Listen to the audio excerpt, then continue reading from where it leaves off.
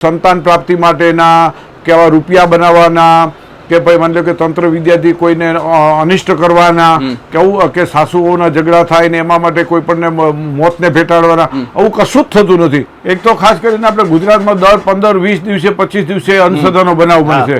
ડામ આપવાનો બનાવ છે, ઉકળતા તેલની અંદર તેલ નાખી અને તમે એના હાથ બોળાવવાના કરતા હોય છે. પોતે અત્યારે સામાજિક એવી રીતે ઘેરાયેલો છે, પોતાના પરિવારના અને કુટુંબની અંદર એના પ્રશ્નો છે એમાં એટલો ઘેરાયેલો છે, એને બહાર નીકળવાનો ટાઈમ નથી. એટલે આવા ક્ષણિક લાભનો વિચાર કરી અને પોતે આવી રીતે સામેથી બરબાદી નોતરતા હોય છે કે સમાજની અંદર આવી લાલચને ક્યાં સુધી રાખશું અને આવી રીતે એકાએક રૂપિયા બનીને તમે કરોડપતિ કઈ રીતે બની શકો. આવી જે વાતો છે, વાહિયત વાતો છે, એ વાહિયત વાતોને આપણે તિલાંજલિ આપવી પડશે. ચંદ્રમંગળ ઉપર આપણે વસવાટની વાતો કરીએ ત્યારે આવી હરકત આપણે કરી તો આપણું શરમથી માથું ઝૂકી જાય છે. શ્રદ્ધાનો હો વિષય તો પુરાવાની શી જરૂર છે, પરંતુ એ જ શ્રદ્ધાની જ્યારે ભેદ રેખા ઓળંગાઈ જતી હોય છે ત્યારે અંધશ્રદ્ધા સુધી પહોંચી જતી હોય છે અને એ જ અંધશ્રદ્ધામાં જ્યારે માણસ ગરકાવ થઈ જાય ત્યારે પુરાવા સિવાય કશું જ હાથમાં રહેતું નથી.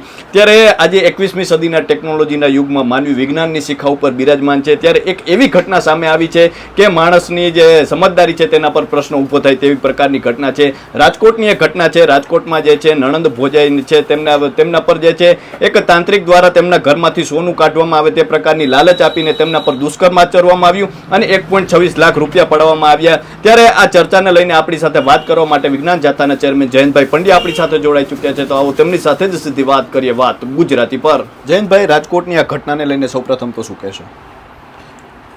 રાજકોટનો જે કિસ્સો આવ્યો છે કે નણંદ ભોજાઈ છે, ગુપ્ત ધન અને સોનું જમીનમાંથી નીકળશે એ લાલચની અંદર પોતે બળાત્કારના દુષ્કર્મનો પણ ભોગ બની છે.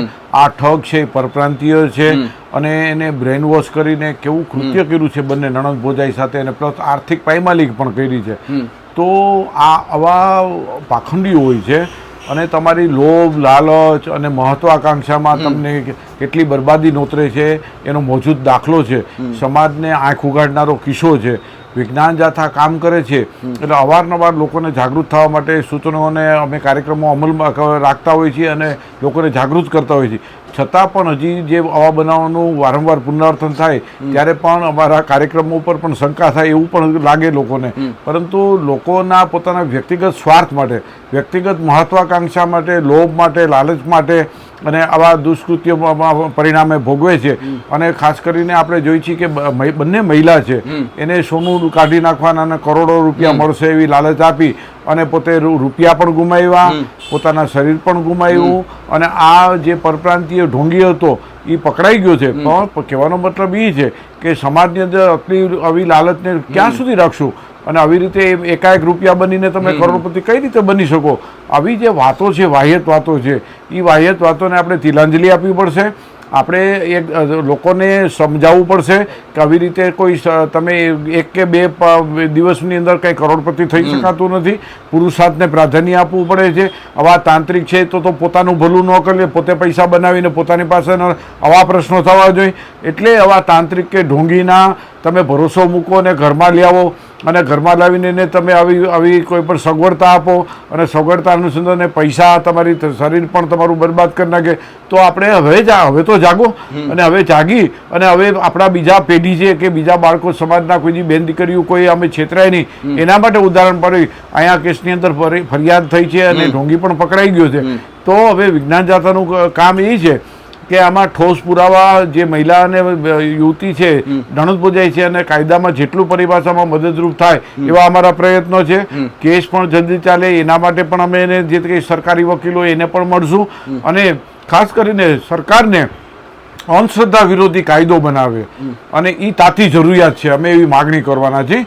આવતીકાલે જ અમે ગાંધીનગર જનારા છીએ અને ગાંધીનગર જઈને અમે ગૃહમંત્રીને મળીને વાત પણ કરશું કે આવા બનાવવાનું પુનરાવર્તન અટકાવવું હોય તો તમારા અંધશ્રદ્ધા વિરોધી કાયદો બનાવવાની જરૂરિયાત છે અને નિર્દોષ લોકો ભોગ ન બને, લોભ લાલચના ભોગ ન બને અને આવા બ્રેઇન વોશ કરીને આવા તંત્ર વિદ્યા કે આવા એનાથી રૂપિયા બની જાય, રાતોરાત કરોડપતિ બની જાય, આવી જે આશા રાખો છો અને એમાં તમારે મોતને ભેટવું પડે, આવું ન થાય તેના માટે સમાજે જાગૃત થવાની જરૂર છે. જયંતભાઈ, ખાસ કરીને વાત કરવામાં આવે તો આ પ્રકારના કિસ્સાઓ સામે આવતા હોય છે. એમ એક પ્રકાર જોવામાં આવે તો લોકો જે છે પુરુષાર્થને પ્રાધાન્ય આપવાને બદલે ક્યાંક ને ક્યાંક ટૂંકા રસ્તા અપનાવતા હોય છે. તો શું લાગે છે એનું કારણ કે લોકો આજકાલ મહેનત કરતા જે આપણે કહીએ કે અંધશ્રદ્ધા પર વધુ વિશ્વાસ કરતા થયા છે અને પોતાનું માનસિક તમામ જે છે તે માનસિકતા ગુમાવીને એટલા બધા એમાં ઊંડાણમાં જતા હોય છે. તો આ પ્રકારના કિસ્સાને લઈને શું આવે જયંતભાઈ લાગે છે?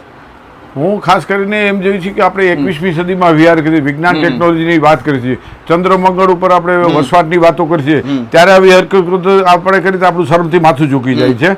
અને બીજું તો મને યાદ છે કે એક જુનાગઢની અંદર સિકંદર નામનો શખ્સ હતો, એ પોતે એક જમીનમાં કરી અને સીધા 6 સુધી પોતે કરતો હતો અને પ્રેક્ટિસથી કર્યું હતું. અને લોકો એના આર્થિક કમાણી એમ કે એકના તમે લાખો રૂપિયા થાય ને રૂપિયાનો વરસાદ થાય, એમાં અનેક લોકો ગુમાવ્યા હતા.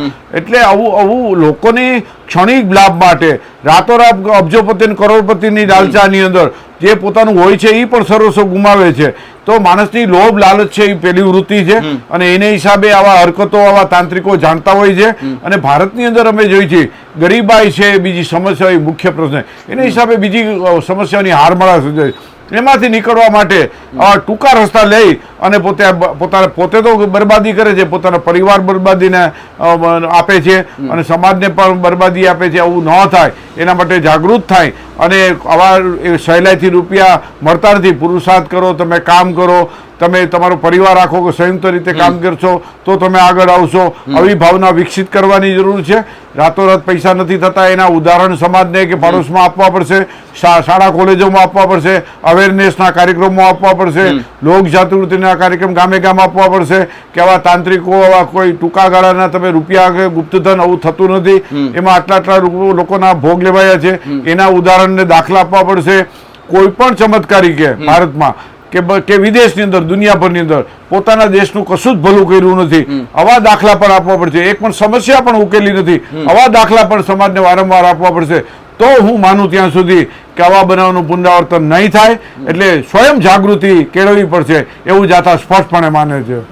જયંતભાઈ, આ કિસ્સામાં તો આપણે વાત કરીએ તો જે ઘટના જે છે સામે આવી છે એટલા માટે ઉજાગર થઈ છે, પરંતુ આ પ્રકારના તાંત્રિકોનું અસ્તિત્વ છે તે કદાચ ક્યાંક ને ક્યાંક જણાવે છે કે સમાજમાં આ પ્રકારના અનેક લોકો હોય છે જે ભોગ બનતા હોય છે પરંતુ ખુલીને બહાર નથી આવતા હોતા, કદાચ શરમના કારણે હોઈ શકે. તો એવા લોકોને શું કહેશો કે આવા તાંત્રિકોને ખુલ્લા પાડવાથી અનેક લોકો જે છે તેમાં ગરકાવ થતા બચી જાય, તો તેના માટે શું કરવું જોઈએ? એક તો હું ભારતમાં આપણે જોઈ છે ને કે વોટ બેંકની એક મોટી એક સમસ્યા છે. આવા તાંત્રિકો ને ગુરુઓ ને ફકીરો ને મુંજાવરો ને આ બધા છે, પાદરીઓ ને બધા છે, એની પાસે એક વોટ બેંકનું એક મોટું જૂથ હોય છે. અને આવા આર્થિક રીતે એટલા બધા સંપન્ન થઈ ગયા છે, કોઈ પણને પૈસા આપીને પણ ભોળવી શકે છે અને કોઈ પણ ફરિયાદ દાબી શકે છે. આવા તો એની પાસે ગુંડા તત્વોની એક રાત્રિની ષડયંત્ર રાખવું એની જો હોય છે. તો લોકોએ છે ને કોઈ પણ વ્યક્તિ છે ભોગ બન્યું હોય તો એને પ્રોત્સાહન આપી, માની લો કે મહિલા કોઈ પણ ભોગ બની દુષ્કૃત્ય બન્યું છે કે મહિલાને સાથે છેડછાડ થઈ છે તો એને બીજા બહેનોએ સપોર્ટ કરી, મહિલા મંડળોએ સપોર્ટ કરી એને આગળ આવીને પોલીસ સ્ટેશન સુધી લઈ જવાની જરૂર છે. એની ટીકા કરવાની બદલે એને પ્રોત્સાહન આપો, ફરિયાદ કરવા આગળ આવે એવી જરૂર છે. એની સાથે રહી અને એના પુરાવા જેટલા મળે એટલા પણ મદદરૂપ થાય એવી મહેનત કરવી પડે છે.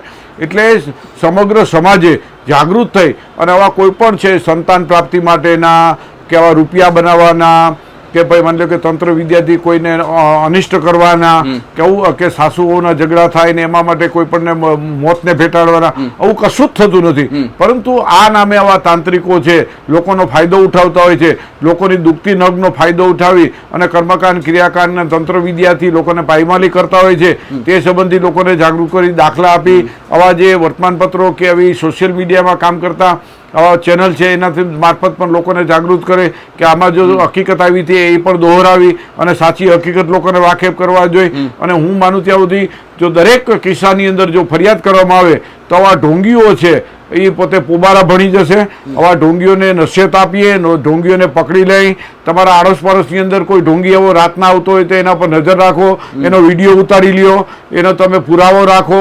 વારંવાર આવતા હોય તો તમે પાડોશી તરીકે એને તમે ગાઈડ કરો કે આવા વ્યક્તિથી તમારી ઘરે વારંવાર આવે છે, શું કામ આવે છે, એવા પ્રશ્ન કરો. તો હું માનું ત્યાં સુધી લોકો સ્વયં પોતે બધા જાગૃત થઈ અને અટકાવવાના પ્રયત્ન કરશે તો જ અંધશ્રદ્ધા નાબૂદ થશે. નહીં ત્યાં સુધી લોક ચળવળથી નાબૂદ થશે. તો આપણે બધા ભેગા થઈ અને આવા બનાવનું પુનરાવર્તન ન થાય એમાં સહિયારો પ્રયત્ન કરીએ એવી વિજ્ઞાન જાથા અપીલ કરે છે. જયંતભાઈ, આપ તો દાયકાઓથી આ ક્ષેત્ર સાથે જોડાયેલા છો. વિજ્ઞાન જાથા પણ ઉજાગર કરતી રહે છે અંધશ્રદ્ધાના કિસ્સાઓને, પરંતુ આ પ્રકારના કિસ્સાઓ જે છે દર થોડા દિવસે સામે આવતા હોય છે. તો ક્યાંક ને ક્યાંક સમાજમાં આપણે કહી શકાય કે હજુ પણ અંધશ્રદ્ધાનું પ્રમાણ જે છે વધારે જોવા મળે છે. તો એને કઈ રીતે દૂર કરી શકાય છે? એક તો ખાસ કરીને આપણે ગુજરાતમાં દર 15-20 દિવસે 25 દિવસે અંધશ્રદ્ધાનો બનાવ બને છે. ડામ આપવાનો બનાવ છે, ઉકળતા તેલની અંદર તેલ નાખી અને તમે એના હાથ બોળાવવાના કરતા હોય છે. આવું બધું કરતા હોય છે ને ત્યારે હજી આપણે કઈ સદીમાં વિહાર કરી છે એ પ્રશ્ન થાય છે. એટલે એને આના માટે તો સ્વયં જાગૃતિ અને સરકાર છે એને વિજ્ઞાન મિજાજના કાર્યક્રમો અમલમાં મૂકવા પડશે. વિજ્ઞાનની વાતો લોકોના ગ્રાસ લેવલે, ગામ લેવલે કરું છું. નગરપાલિકા છે, મહિલા મંડળો છે, કે સખી મંડળો છે, કે આરોગ્ય કેન્દ્ર છે, એને ગ્રાસ લેવલે કામ કરવાની જરૂર છે. લોકોને જાગૃત કરવાની જરૂર છે. અસાધ્ય રોગ મટતો નથી, કોઈ રોગ મટાડતા હોય મફતની અંદર અને પડીકી ભભૂતિ આપતા હોય તો એનાથી જાગૃત કરે, એના પર ગુના દાખલ કરવાની જરૂર છે. મેડિકલ લાયસન્સ એને માગવાની જરૂર છે. જો લોકો પોતે આવી માગણી કરશે, તમે કયા આધારે મંત્રેલું પાણી આપો છો, તમારી પાસે ડિગ્રી છે કે નથી, આવી માગણી કરવાની જરૂર છે, તો જ અટકશે. એટલે આપણે પોતે જાગૃત થાય અને બીજાને પણ જાગૃત કરીએ. અને આવા બનાવો દર 10 દિવસે 15 નાના બાળકોને તમે જો તો 3 મહિનાના બાળકોને કે એક મહિનાના બાળકને ડામ દે છે અને એની જે દર્દમાં એનો વધારો કરે, ક્યારેક મોતને ભેટે છે. આવા બનાવનું વારંવાર પુનરાવર્તન થાય છે. તો સરકારે પણ આ કાયદા બનાવવાની જરૂર છે, એને તાત્કાલિક સજા મળે તે સંબંધી કાયદા બનાવવાની જરૂર છે.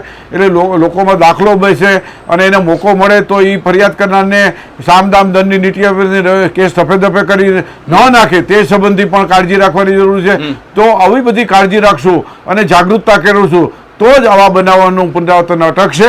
અને આપણે લોક ચળવળથી લોકોના ઘરે ઘરે જઈ અને એની લેમેનની ભાષામાં આપણે સમજ આપીએ અને ખાસ કરીને સરકારના વિવિધ કેન્દ્રો છે, એની શાખાઓ છે, એ પણ વિજ્ઞાનના કાર્યક્રમો, વિજ્ઞાન મિજાજ તર્કને પ્રાધાન્ય આપે એવા કાર્યક્રમોને પ્રમોટ કરે, આવી તાતી જરૂરિયાત છે.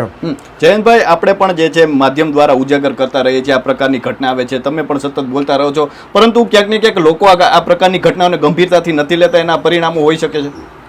હા, આપણે જોઈ છીએ લોકો છે ને, એક તો અમે જોયું છે કે આટલા વર્ષથી કામ કરીએ છીએ તો જે પરિણામ આવવું જોઈએ પરિણામ નથી આવતું એ અમે નિસંકોચ કહીએ છીએ. એટલા માટે જે એના કારણમાં શું છે કે વ્યક્તિ છે પોતે અત્યારે સામાજિક એવી રીતે ઘેરાયેલો છે, પોતાના પરિવારના અને કુટુંબની અંદર એના પ્રશ્નો છે એમાં એટલો ઘેરાયેલો છે, એને બહાર નીકળવાનો ટાઈમ નથી. એટલે આવા ક્ષણિક લાભનો વિચાર કરી અને પોતે આવી રીતે સામેથી બરબાદી નોતરતા હોય છે. હકીકતમાં એનાથી કોઈ ફાયદો થતો નથી, પણ ક્ષણિક લાભને માટે કોઈ પણ કૃત્ય કરી બેસે છે. એટલે જે પરિણામ જો આવવું જોઈએ આવતું નથી. લોકો વ્યક્તિ પોતે પૈસાદાર, રૂપિયા ડબલની અંદર પોતે એકલો પૈસાદાર થાય એટલા માટે ઓલા ઢોંગીઓ એને છેતરી જાય છે. એટલે પોતાના લાભ માટે આવું કૃત્ય કરવાતા એ બધા બરબાદી અને અધોગતિને સામેથી આમંત્રણ આપતા હોય છે. આવું ન થવું જોઈએ. આપણે સૌ ચિંતિત છીએ, હું તમે, અને આપણે બધા જો પુરુષાર્થ કરશું ને પૈસા આપણે આર્થિક રીતે કેમ આપણે કરશું એની ચિંતા કરશું, બધા સાથે મળીને કામ કરશું તો જ પ્રશ્ન ઉકેલાશે. અને ખાસ કરીને સરકાર છે, શૈક્ષિક સંસ્થાઓ છે, અને આ બધે આગળ આવી અને લોકોને માહિતગાર કરે કે આવા ભુવા ભારાડી મુંજાવરો કે આવા ફકીરોથી કે પાદરીઓથી કોઈ લાભ નથી થવાનો. આપણે સ્વયં બધા ભેગા થઈને કામ કરીએ ને રાષ્ટ્રને, ધર્મને અપનાવીએ, માનવ ધર્મને અપનાવીએ અને આવું કાર્ય કરશું તો જ આપણે આગળ આવશું, તો જ આપણી પ્રગતિ થશે. વિજ્ઞાન અભિગમ દૃષ્ટિકોણ રાખશું તો જ આપણી પ્રગતિ થશે. કે આવો કોઈ પણ તમે જુઓ કે આધ્યાત્મિક કે એના ગાવના ગાવાથી કોઈ વ્યક્તિ, કોઈ દેશની પ્રગતિ થઈ નથી. હવે કડવી વાસ્તવિકતા પણ હું લોકોને સાથે વાત દોહરાવું છું અને જાણ કરું છું કે એનાથી કોઈ કશો જ પરિણામ નથી આવતું. વ્યક્તિ તમે રાખો, શ્રદ્ધા રાખો, તમને હક છે, પણ તમારી શ્રદ્ધા અંધશ્રદ્ધામાં સરી ન જાય એની પણ તમારે કાળજી રાખવાની એટલી જ જરૂર છે. જયંતભાઈ, અમારી સાથે જોડાવા બદલ ખૂબ ખૂબ આભાર. તો આ હતા વિજ્ઞાન જાથાના ચેરમેન જયંતભાઈ પંડ્યા, અને તેમને જે રીતે વાત કરી કે આજે આપણો દેશ જે છે ચંદ્ર પર પહોંચ્યો છે, અને એક બાજુ આપણે આ પ્રકારની માનસિકતા પણ જોઈએ છીએ, અને આપણે ત્યાં તો કહેવાય છે કે પુરુષાર્થ વિના પ્રારબ્ધ પાગડું છે, તો પુરુષાર્થ પર જો આપણે ધ્યાન કેન્દ્રિત કરશું તો દેશની વિકાસમાં હરણફાળ ભરી શકશું. તો અત્યારે બસ આટલું જ. ફરી મળતા રહીશું વાત ગુજરાતી પર.